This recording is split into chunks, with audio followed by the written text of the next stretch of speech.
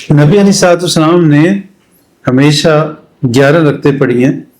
دو رکعتیں جو ہے نا، یعنی 8 رکعتیں دو دو کر کے پڑھی ہیں. اس میں لمبے رکوع، سجدے، تلاوت بھی اور دعائیں بھی. اور پھر 8 کے بعد 3 جو رکعتیں ہیں ان میں ان 3 رکعتوں کو مختصر پڑھا ہے. کیسے مختصر پڑھا ہے کہ پہلی رکعت میں سورہ فاتحہ کے بعد سبح اسم ربک الاعلی پڑھتے تھے، یہ 8 کے بعد پہلی رکعت. اور دوسری رکعت میں سورہ فاتحہ کے بعد سورہ کافرون پڑھتے تھے.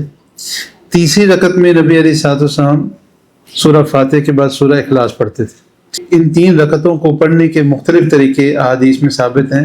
ایک طریقہ اور جو عام طور پہ زیادہ احادیث میں آتا ہے کہ نبی علیہ الصلوۃ والسلام 2 رکعتیں پڑھ کے سلام پھیر دیتے اور 1 رکعت پھر الگ کھڑے ہو کے پڑھتے. دوسرا طریقہ یہ احادیث میں ثابت ہے کہ نبی علیہ الصلوۃ والسلام نماز شروع کرتے اور 3 رکعتیں پوری پڑھ کے سلام پھیرتے اور بیچ میں تشہد نہیں بیٹھتے. بلکہ حدیث میں بھی ہے، نبی علیہ الصلوۃ والسلام نے فرمایا کہ وتر کو مغرب سے مشابہ نہ کرو.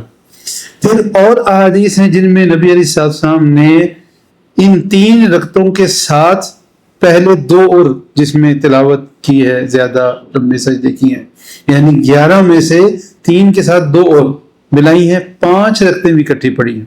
7 رکعتوں کا بھی ذکر ہے، 9 رکعتوں کا بھی ذکر ہے. کل میکسیمم 11 پڑھی ہیں اور اس کا طریقہ میں نے واضح کیا. اب مسئلہ یہ ہے کہ ایک بندہ کم پڑھتا ہے تو جتنی کم پڑھتا ہے پڑھ سکتا ہے. کم از کم کتنی پڑھتا ہے؟ تو بہت سارے علماء یہ کہتے ہیں ہمارے ہاں خاص کر بر صغیر میں کہ کم از کم 3 وتر بندہ پڑھے گا.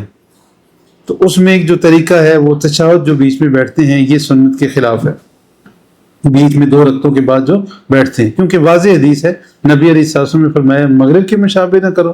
اور آپ کا اپنا جو طریقہ ہے کہ اگر آپ نے عام طور پہ 2 سلام پھیر کے پھر تیسری پڑھی اور اگر اکٹھی پڑھی ہیں تو اس میں تشہد نہیں بیٹھے، یا پھر 5 رکعتیں پڑھی ہیں، 7 پڑھی ہیں، یہ صحیح احادیث میں ثابت ہے. اب جو سوال تھا اس طرف آ جاتے ہیں کہ کم از کم کتنی پڑھ سکتے ہیں.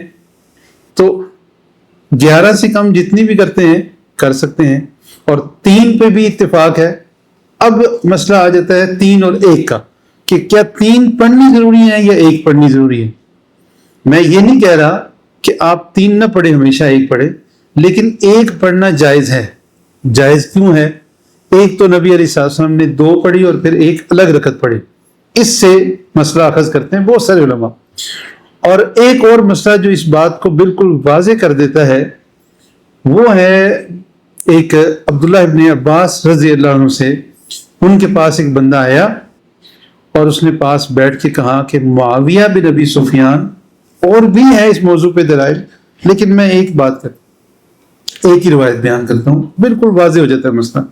معاویہ بن ابی سفیان رضی اللہ عنہ، وہ بندہ عبداللہ ابن عباس سے کہتا ہے کہ معاویہ بن ابی سفیان کو میں نے دیکھا انہوں نے 1 رکعت پڑھی ہے، وتر 1 ہی پڑھا ہے. تو عبداللہ ابن عباس رضی اللہ عنہ فرمانے لگے کہ وہ فقیہ ہے. فقیہ کا کیا مطلب ہوتا ہے آپ کو پتا ہے؟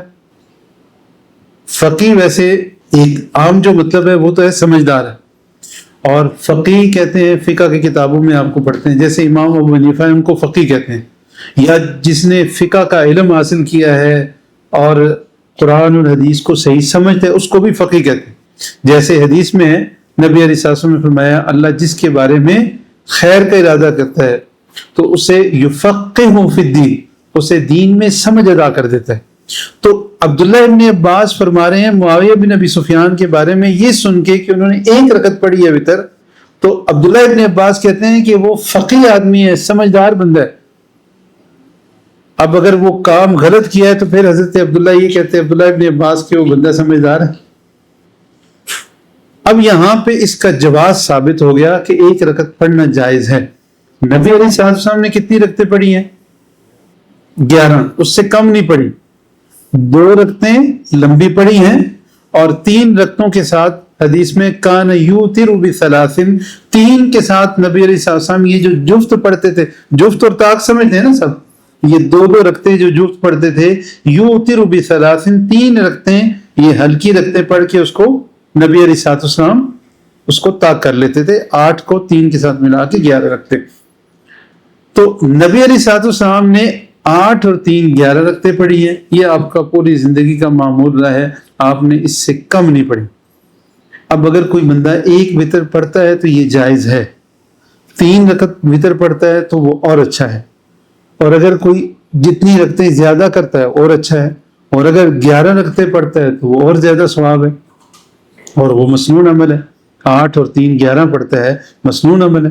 اب کوئی اگر وتر کو عشاء کے فوراً بعد پڑھ لیتا ہے تو یہ کم از کم ہے، سونے سے پہلے پڑھ لیتا ہے وتر کو، یہ ساتھ کچھ رکھتے بھی پڑھ لیتا ہے. وہ ہمارے ہیں جو پنجابی میں کہتے ہیں جتنا گڑ پاؤ گے، جتنی شکر ڈالیں گے اتنا زیادہ میٹھا ہوگا. تو اب وہ جتنا زیادہ کرتا جائے گا اتنا اچھا ہے. لیکن جہاں تک جواز کی بات ہے، صحابہ سے یہ بالکل واضح ثابت ہے کہ 1 وتر رکعت پڑھ سکتے ہیں. اب ایک مسئلہ یہ ہے کہ بھئی ہمارے نزدیک 3 ہے، تو کیا دوسرا کوئی 1 وتر پڑھے گا؟ تو پھر ہمارے معاشرے میں یہ بڑا مسئلہ ہے کہ ہم نے جو بات سنی ہوئی ہے نا، دوسرا بندہ کوئی اور کام کر رہا ہے تو بے شک دلیل سامنے آ جائے ہم اس کو صحیح نہیں سمجھتے، اور پھر اس سے اگلا مرحلہ آتا ہے کہ دوسرے بندے کے بارے میں ہمارے دل میں نفرت آنی شروع ہو جاتی ہے. اور بعض چیزیں یا بہت ساری چیزیں ایسی ہیں وہ صحیح ہوتی ہیں، جائز ہوتی ہیں، ہمیں پتہ نہیں ہوتا. یہاں پہ جو مقامی لوگ ہیں ان کو بعض کام کرتے ہوئے دیکھ کر لوگ عجیب سا وہ جو ہے وہ بنا لیتے ہیں سوچ. اب جس معاشرے میں ہاتھوں سے کھانا نہیں کھاتے، چمچ سے کھاتے ہیں، اگر ان کے سامنے کوئی ہاتھوں سے کھا رہا ہوگا بڑی کراہت کے ساتھ اسے دیکھتے ہیں. حالانکہ دنیا کا ایک بہت بڑا طبقہ ایسا ہے جن کا کلچر ہاتھوں سے کھانا ہے. اب جیسے آپ انڈیا میں دیکھ لیں، بعض علاقے ایسے ہیں مسلم و غیر مسلم سب ہاتھ سے کھاتے ہیں، کیونکہ ایسے ہیں نا، خاص کر اس میں ساؤتھ میں ہاتھ سے کھاتے ہیں. تو بہرحال بات ہم یہ کر رہے تھے کہ 1 وتر پڑھنا یہ جائز ہے، لیکن یہ کم از کم ہے. مومن کو ہمیشہ نیکی زیادہ کرنے کی کوشش کرنی چاہیے.